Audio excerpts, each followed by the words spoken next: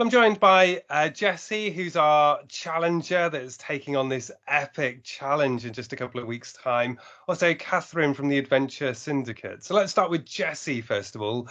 Why are you doing this and what exactly are you planning to do? So I decided to cycle to COP26 when I heard that COP26 was being postponed last November, I think, or before pre-pandemic, during the pandemic.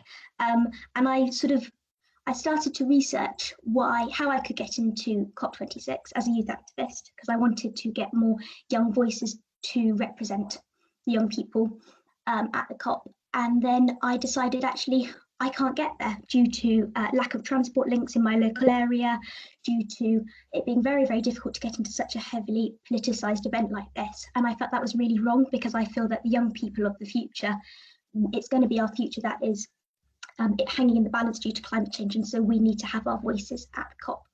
And so seeing that I couldn't get there, or it was extremely difficult for me, both for the extortionate prices of public transport and also due to sort of time limits and all these things and school, I decided actually why not make a bigger deal of it and to highlight these things that are difficult, such as public transport and lack of sort of people-led decision making at the COP. And that is how the movement People Pedal Power was founded.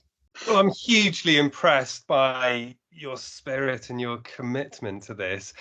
Catherine, why, as an organisation, are you supporting her, and what support are you offering?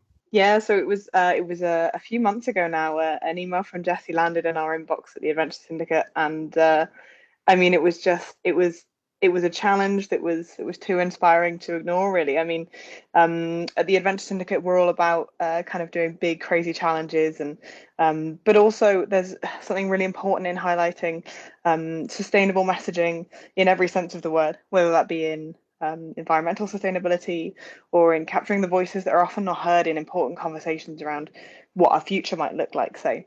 And so kind of combining the two of those things is something that we're always looking to do at the Adventure Syndicate, and Jessie's kind of messaging about people powered transport and actually making a big statement by taking this cycle up from Devon to Glasgow was something that, yeah, I mean, how could we say no to that? So we're going to be supporting Jessie on the road by through a cargo bike relay. So cargo bikes are big, kind of long wheelbase bikes, which are designed to carry cargo. So they're often used for kind of final mile delivery stuff in urban environments.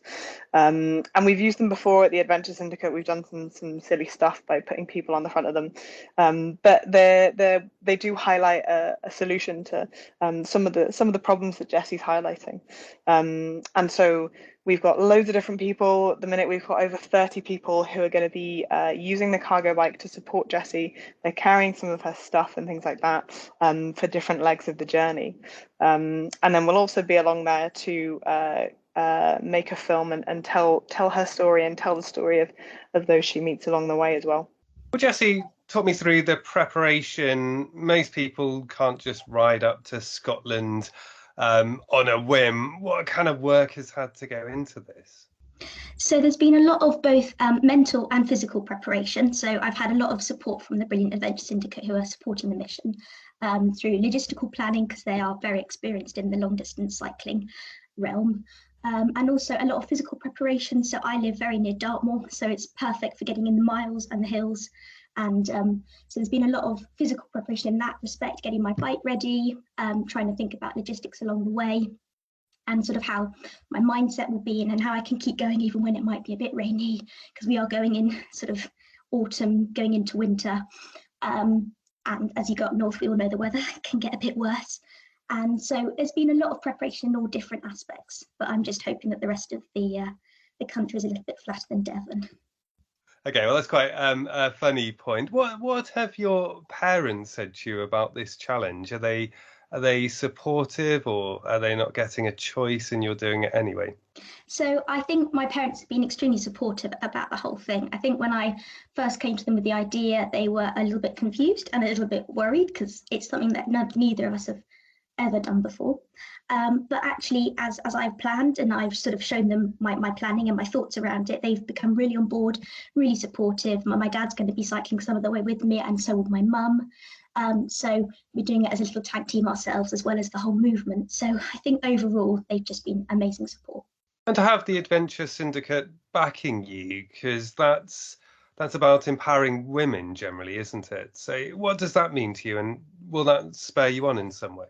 I think having the Adventure Syndicate supporting me is so helpful in so many ways, but particularly with them being a very powerful female organisation, for young people like me, and particularly females like me, I think who there's less representation in cycling and in outdoors and adventures and expeditions. I think it's just so amazing to have these, really strong female characters leading the way and giving me advice and showing me how to sort of start off on my journey, because this is something I'd love to do more in the future, because it's really something that sort of spurs me on. And so I think I feel very privileged to have this support, and I'm looking forward to building more friendships and relationships along the way.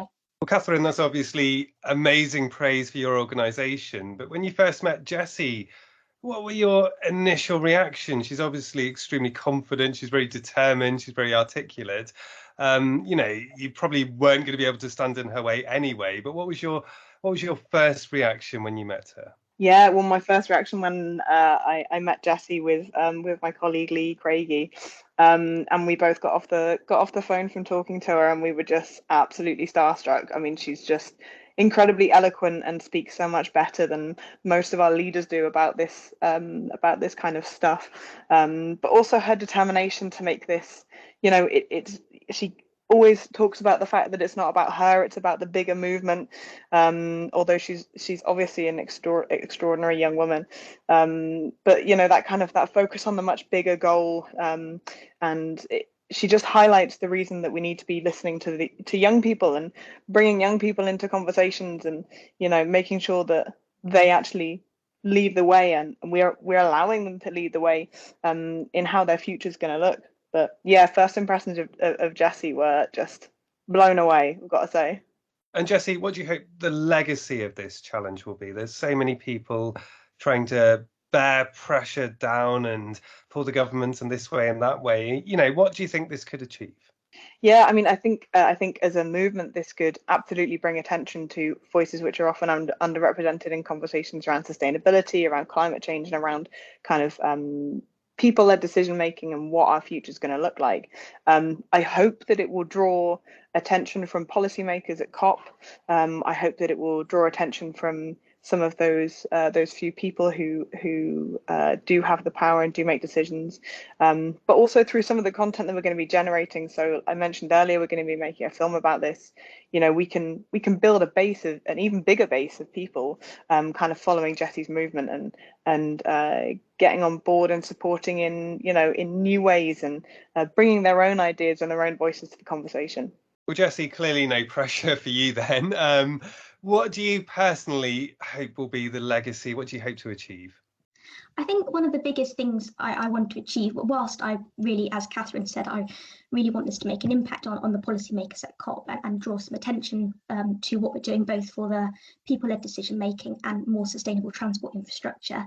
I really also hope to achieve just to create a joyful movement of people all moving together, connecting over climate change and all the things that concern us, because I think from what I found from my experience, it can be such an isolating place being climate concerned and climate anxious. And so I'm just hoping that it will be really lovely just to connect with people along the way and share our stories and sort of create the world we want to see, which is more collaborative and of people working together.